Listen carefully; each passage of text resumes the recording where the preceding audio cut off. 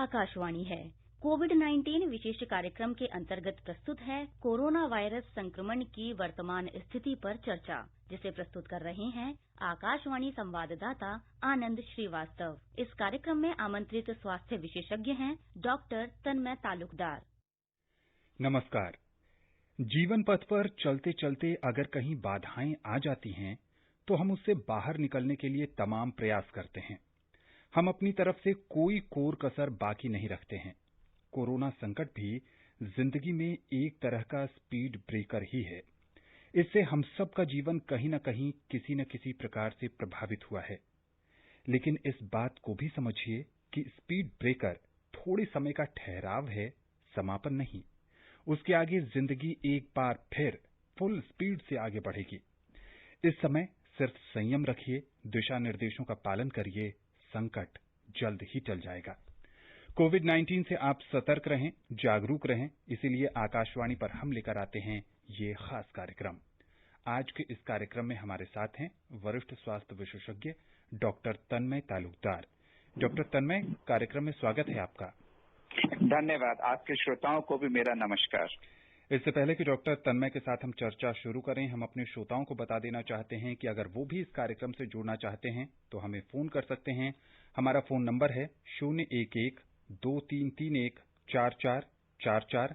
हमारा toll free number है 1800-11-5767। Doctor तन्मय, आज गृह मंत्रालय ने अनलॉक 4 के लिए दिशा निर्देश जारी कर दिए हैं। पहले से जो चीजें खुली हुई थी उसके साथ साथ और भी बहुत सारी चीजों में रियायत दी गई है। दिल्ली में मेट्रो सेवा की भी शुरुआत होने वाली है। बहुत सारी गतिविधियां 100 लोगों के साथ शुरू करने के लिए कहा गया है।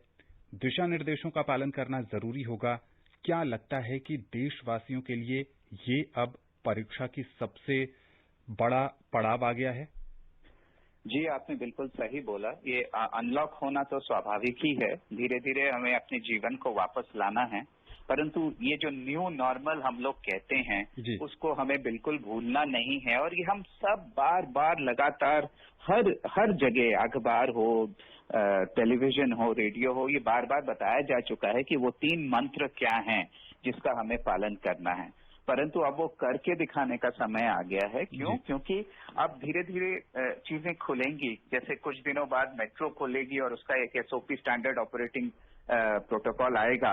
और जहां पे जाहिर है वो थोड़ी भीड़ भाड़ वाला इलाका है, तो वहां पे इन्फेक्शन फैलने की संभावना थोड़ी बढ़ सकती है अगर हम सावधान ना रहें। इसी तरह आपको याद होगा, शादी ब्याह में 50 और अगर दुखद मृत्यु हो जाए तो वहां के समारोह में 20 का, जहां तक मुझे याद है, ऐसे निर्देश थे।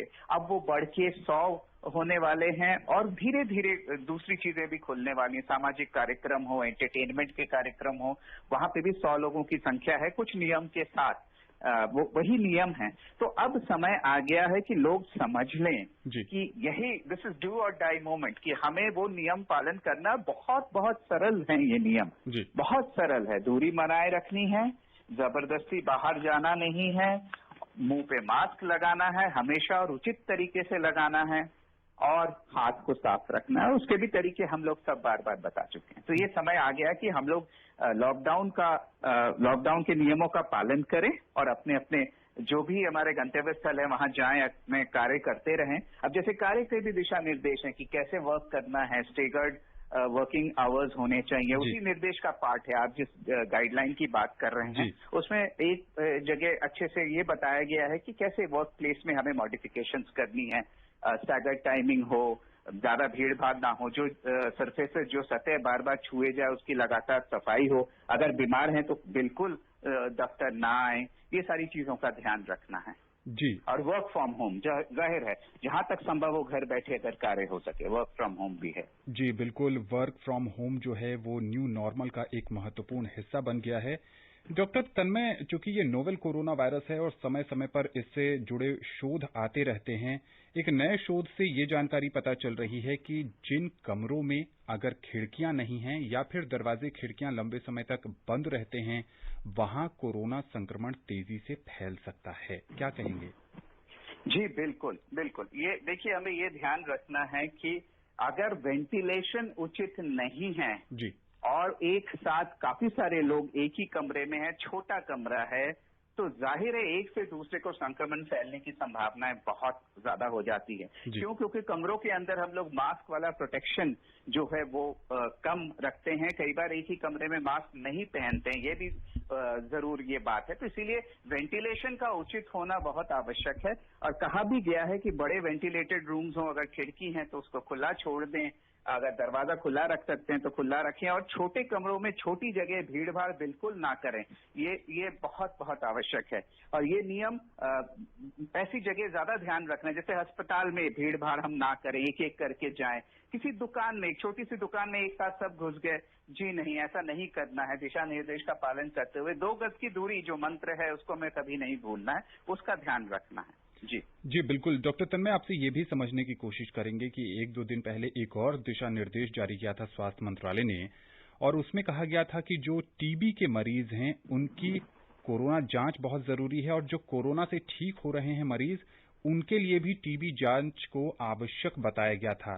क्या टीबी और कोरोना में कोई कनेक्शन ढूंढने की कोशिश है?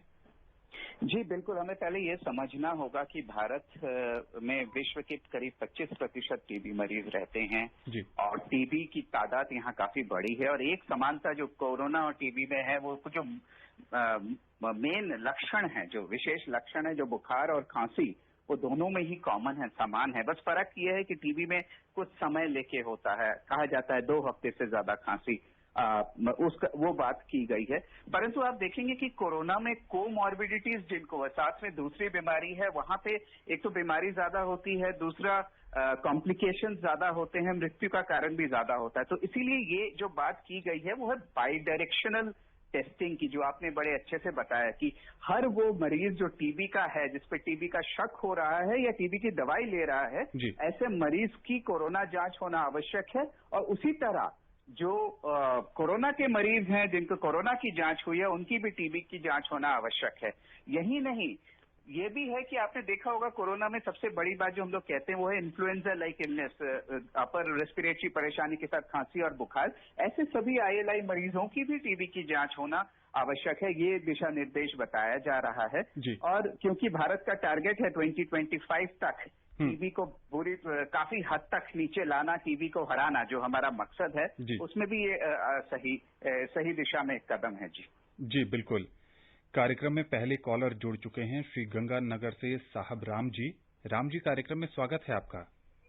नमस्कार, धन्यवाद सर। जी नमस्ते सर। मेरा सवाल ये है जी कि ये कोरोना वायरस है, तो इसको सूक्ष्म दृष्टि से देखा जा सकता है क्या? ये जानना चाहते हैं कि क्या माइक्रोस्कोप से इस वायरस को देखा जा सकता है? जी, बहुत अच्छा सवाल है। वायरस जो है वो बहुत ही छोटा होता है और कहा जाता है कि जीवित और लिविंग और नॉन लिविंग के बीच का होता है। इस वायरस का हिंदी में हम लोग विषाणु बोलते हैं। तो इस वायरस देखने के लिए इलेक्ट्रॉन माइक्रोस्कोप की आवश्यकता पड़ती है, जो साधारण माइक्रोस्कोप है जिससे हम लोग दूसरे कीटाणु बैक्टीरिया देखते हैं, वो नहीं दिखा जा सकता। जी बिल्कुल। वायरस को जानने के लिए कई जेनेटिक और सेरोलॉजिकल टेस्ट हैं जो उनका संकेत बताते हैं कि जी, उस जांच से पता चल जाता है कि हाँ, वायरस वहां पे है। जी बिल्कुल, और समय समय पर इस तरह के प्रयोग होते रहे हैं। ठाणे से गुरुनाथ जी जुड़ चुके हैं। गुरुनाथ जी, कार्यक्रम में स्वागत है आपका। और सर नमस्ते। नमस्ते सर, ये जो वैक्सीन का ट्रायल चल रहा है सर, ये विकसित होके कब तक मार्केट में आ सकते हैं? और मेरा दूसरा सवाल है, ये जो एंटीबॉडी जो आदमी के अंदर बनती है मरीज के, वो कितने दिन तक मतलब रहती है अंदर, टिकती है? और तीसरा सवाल है, ये जो अपने देश में जो मृत्यु दर भी ठीक है और जो सही होने का भी दर ठीक है, लेकिन ये जो इन्फेक्टेड दर दिन ब दिन बढ़ते जा रहा है, ये क्या लोगों की लापरवाही वजह से हो रहा है? सर, में एक साथ कई सारे सवाल हैं आपके लिए। 2 सवाल ऐसे हैं जिसका जवाब पूरी दुनिया जानना चाहती है कि वैक्सीन कब तक आएगी और एंटीबॉडीज कितने दिन तक शरीर में रहती है। जी, और इनका पहला सवाल मेरे ख्याल से वो मुझे याद नहीं आ रहा है। सबसे पहले ये जानना चाहते हैं कि वैक्सीन जो विकसित हो रही है वो कब तक आएगी?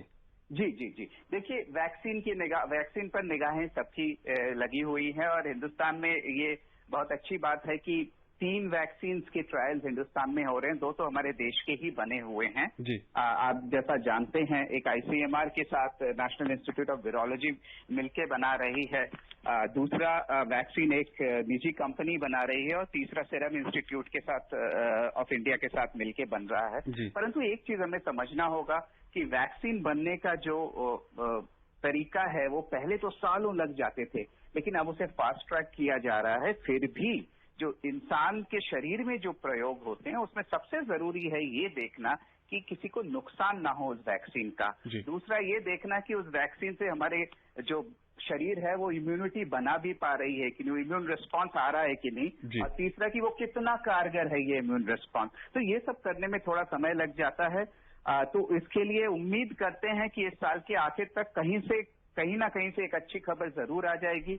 और हमारे देश में 3 वैक्सीन हैं, तो कहीं ना कहीं से एक अच्छी खबर जरूर हमें मिलेगी। तो थोड़ा सा सब्र करना होगा, वैक्सीन अवश्य आएगा। लेकिन जिसे हम लोग कहते हैं ना सोशल वैक्सीन, सामाजिक वैक्सीन तो हमारे पास पहले से ही है। दूरी बनाए रखना और मास्क पहने रखना, वो भी एक तरह की वैक्सीन ही कहूंगा मैं। जी बिल्कुल। इनका दूसरा सवाल है कि एंटीबॉडीज कितने दिन तक शरीर में रहती है? जी, ये बहुत अच्छा प्रश्न इन्होंने किया है। इस पे बहुत शोध कार्य चल रहे हैं, तो इसमें थोड़ा सा खुल के बताना चाहूंगा कि बीमारी से लड़ने के लिए एक तो हम एंटीबॉडी बनाते हैं, दूसरा है टी सेल रिस्पॉन्स होता है। अब उसमें एक अलग किस्म की हमारी कोशिकाएं होती है शरीर में जिसको टी सेल्स बोलते हैं। तो इस पे अभी अध्ययन चल रहा है कि जो हम कोरोना से लड़ते हैं या कोरोना से दूरगामी बचाव के लिए क्या वो उसमें टी सेल का कितना योगदान है और एंटीबॉडी का कितना योगदान है। और एंटीबॉडी में भी 2-3 तरह के एंटीबॉडीज हैं, खासकर एक वो जो बाइंडिंग एंटीबॉडी है जो आके चिपक जाती है वायरस से, और दूसरा न्यूट्रलाइजिंग एंटीबॉडी जो उसे नष्ट कर देती है। तो अलग अलग एंटीबॉडीज के अलग अलग डेज हैं, लेकिन हाँ कुछ स्टडीज में ये पाया जा रहा है कि कुछ हफ्तों बाद उसकी मात्रा धीरे धीरे कम होने लगती है। तो ये बात सही है कि समय के साथ जो बाइंडिंग एंटीबॉडीज हैं या फिर न्यूट्रलाइजिंग एंटीबॉडीज वो कम होने लगती हैं। अब कुछ दिनों पहले एक जैसे शोध आया था कि वो 50 दिन में काफी हद तक कम होने लगती है। तो ये अलग अलग शोध आएंगे जी, अलग अलग हमें पता चलेंगे दिन के बारे में, और कौन सी एंटीबॉडी कम हो रही है वो भी पता चलेगा। तो थोड़ा सब्र करना होगा। इनका तीसरा सवाल भी है डॉक्टर तन्मय, और ये जानना चाहते हैं कि भारत में जो हजारों की तादाद में संक्रमित मरीजों का आंकड़ा रोज बढ़ रहा है, क्या इसके पीछे लोगों की लापरवाही है?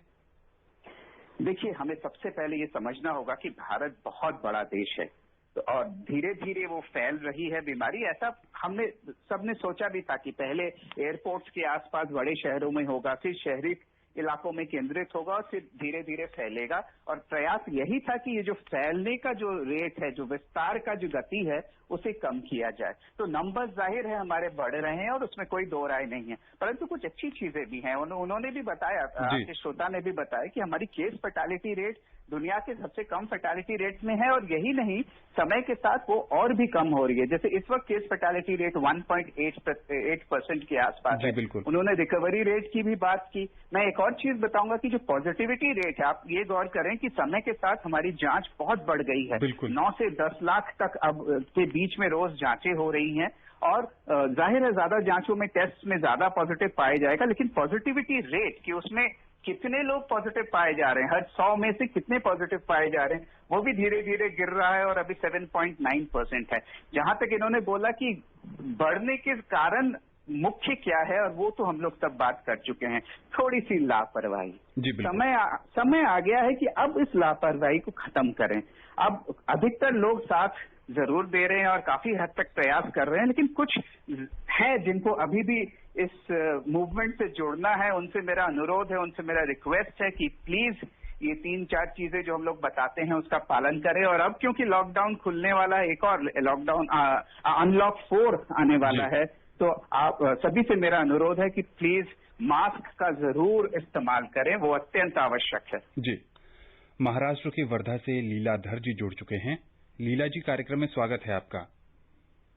नमस्कार आनंद जी और तारकदार सर, आप दोनों को मेरा नमस्कार। नमस्ते। नमस्कार जी। कारंजा घाट के डिस्ट्रिक्ट महाराष्ट्र से लीलाधर चोपड़े बात कर रहा हूँ सर। जी पूछिए, क्या जानना चाहते हैं? मेरा पहला सवाल है सर कि मास्क जो है उसकी जो कपड़े की क्वालिटी है, तो कपड़े की क्वालिटी मतलब सर आजकल कैसा है कि बाजार में हर तरीके के मास्क आ रहे हैं, ये बात सही है, लेकिन कुछ कुछ कपड़े एकदम पतले हैं, तो क्या सूती और खादी का कपड़ा उसमें लेयर कितनी होनी चाहिए, एक।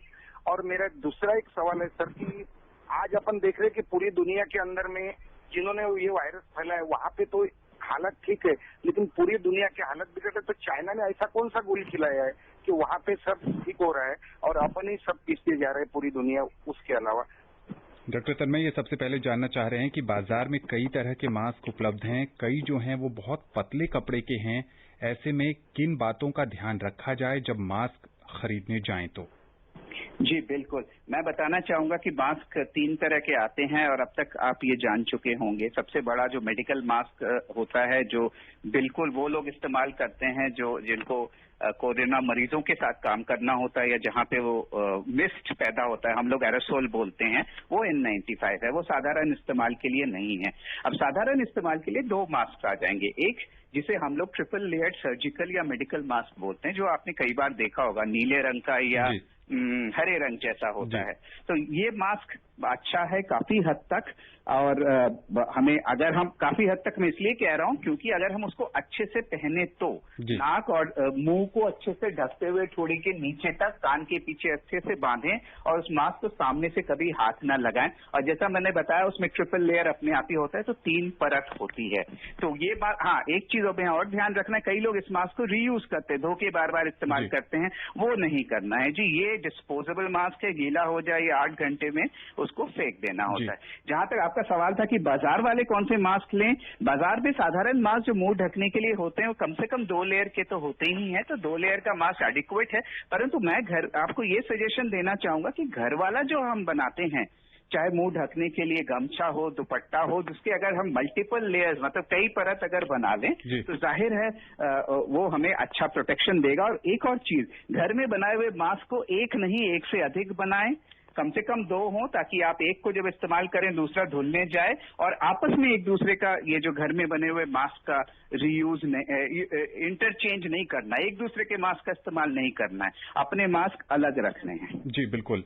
डॉक्टर तन्मय, इनका दूसरा सवाल ये था कि चीन में जहां से इस वायरस की शुरुआत हुई वहां हालात अब सामान्य हो गए हैं और दुनिया अब भी संकट में है, ऐसा कैसे?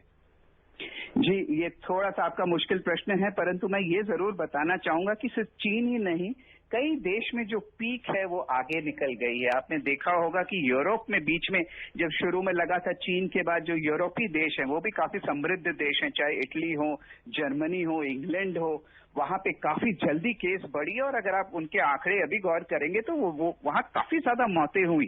मृत्यु, सभी एक मृत्यु दुखद है, परंतु अब आप आंकड़े देखेंगे तो वहां हमसे कहीं गुना ज्यादा मृत्यु हुई, परंतु वहां भी अब स्थिति संभली है।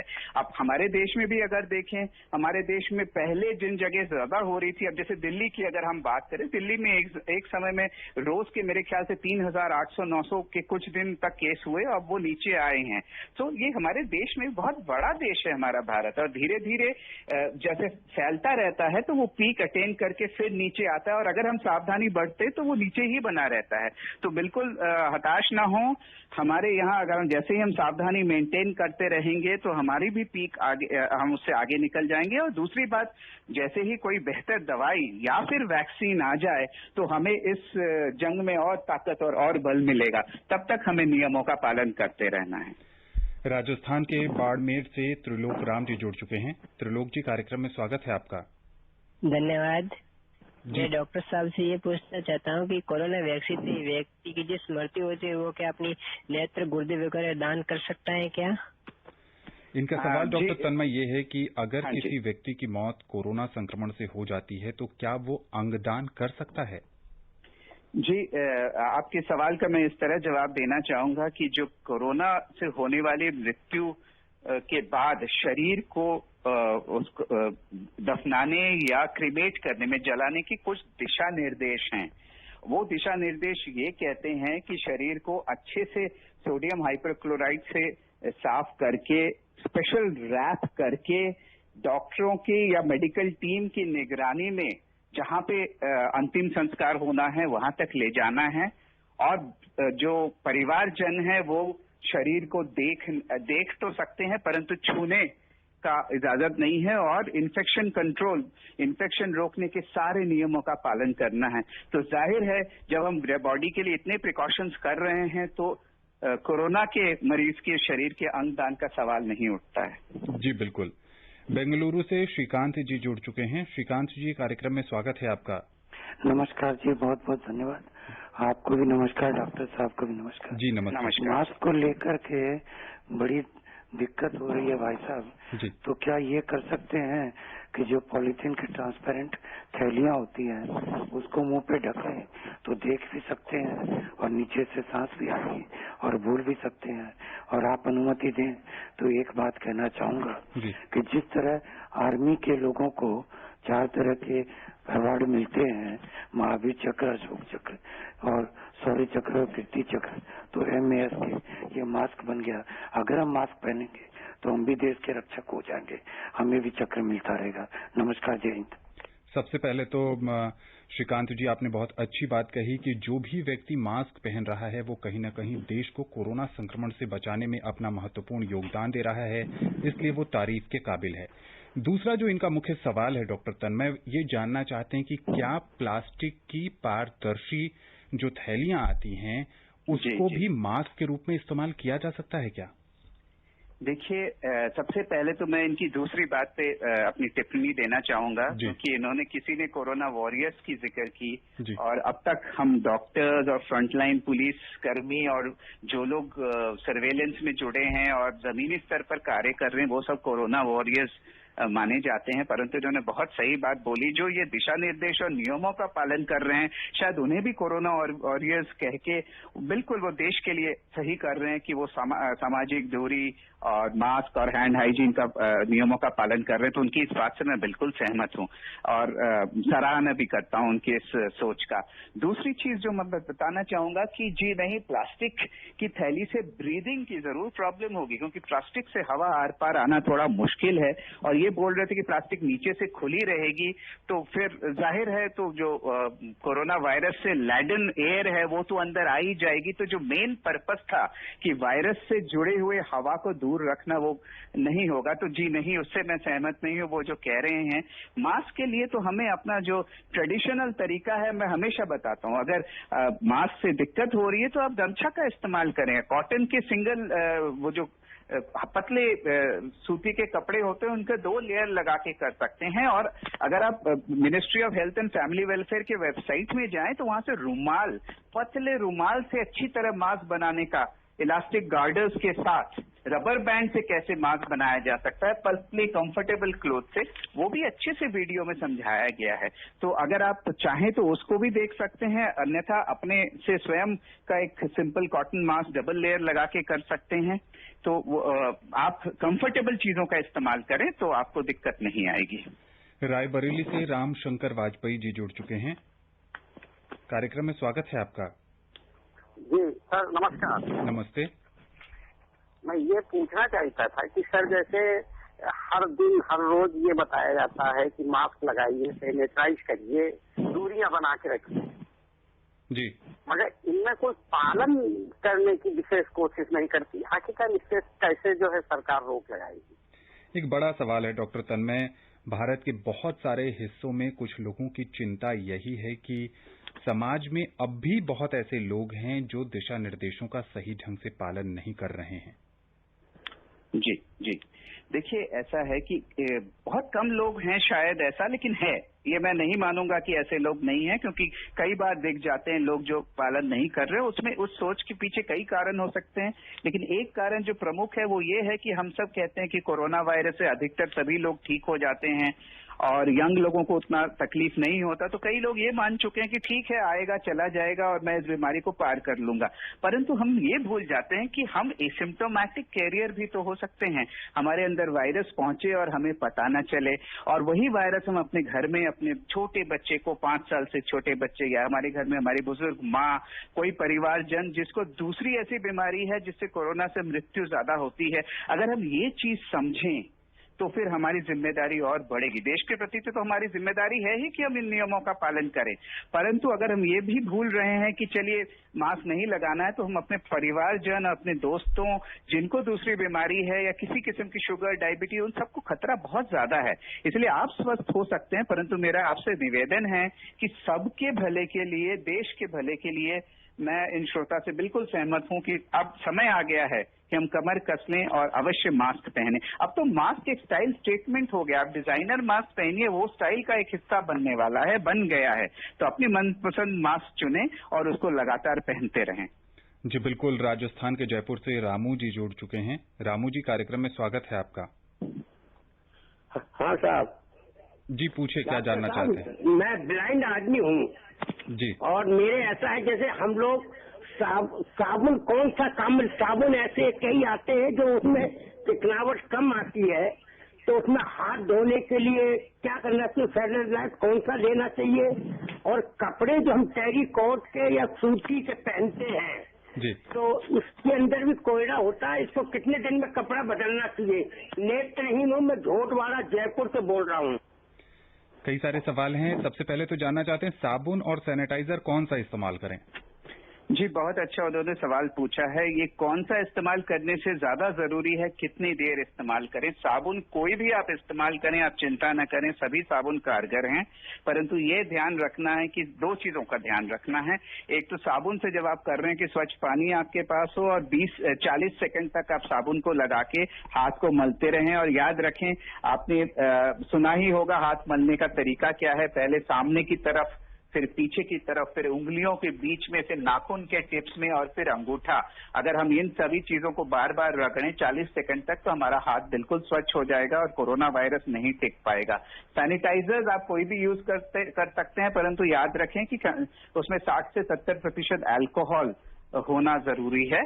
तो वो हमें ध्यान रखना है सैनिटाइजर्स के इस्तेमाल। लेकिन इतना मैं बता दूं कि अगर आपके पास साबुन पानी की अवेलेबिलिटी है तो फिर सैनिटाइजर 2 नंबर की चॉइस पे आएगा। सैनिटाइजर का रोल तब है जब आपके पास साबुन या पानी उस वक्त उपलब्ध नहीं है, कई भीड़ भाड़ में गए हैं जहां पानी का सोर्स नहीं है, तब सैनिटाइजर का यूज करें, वरना साबुन पानी बिल्कुल सही है।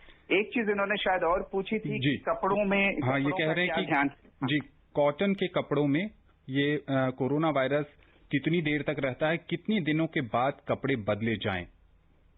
देखिए, मैं ये बताना चाहूंगा कि अगर आप घर के अंदर हैं और घर में किसी को कोई तकलीफ नहीं है तो आप अपनी साधारण जिंदगी जैसे जी रहे हैं वैसे कंटिन्यू कर सकते हैं। पहले जैसे कपड़े जिस रेट से धोते थे वैसे ही धोना है। परंतु अगर आप बाहर जा रहे हैं तो फिर मेरा ये आपको अनुरोध रहेगा कि बाहर से आने के बाद, एक तो बाहर कम निकलें, जितना अत्यंत आवश्यक हो तभी निकलें। बाहर से आने के बाद अपने कपड़ों को अलग से जरूर धोएं। जी बिल्कुल है, गर्म पानी में धोएं या फिर धोने के बाद धूप में उसको सुखाएं। ये जरूर ध्यान रखिएगा। गुरुग्राम से अशोक जी जुड़ चुके हैं। अशोक जी, कार्यक्रम में समय कम है, बहुत जल्दी अपना सवाल करिए। नमस्कार सर। जी नमस्ते सर, मेरा सवाल ये है कि मेरे पिताजी जो है उनकी उम्र 50-55 साल के आसपास है, लेकिन जब से लॉकडाउन हुआ है वो घर से बाहर तो निकले नहीं है, लेकिन उनको सांस की प्रॉब्लम है, तो उनको कोरोना से कितना खतरा हो सकता है?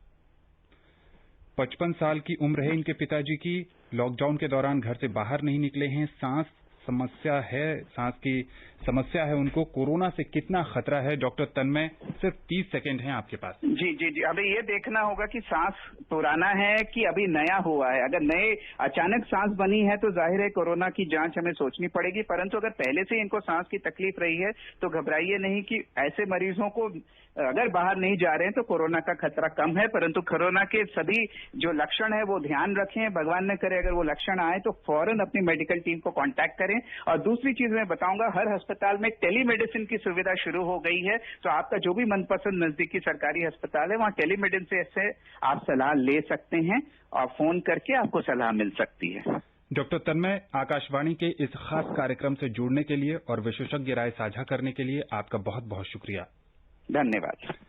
तो जैसा कि डॉक्टर तन्मय बता रहे हैं कि अनलॉक 4 में और ज्यादा सावधानी बरतने की जरूरत है। आप अपना ध्यान रखिए, सरकारी दिशा निर्देशों का पालन करते रहिए, स्वस्थ रहिए, खुशहाल रहिए। नमस्कार।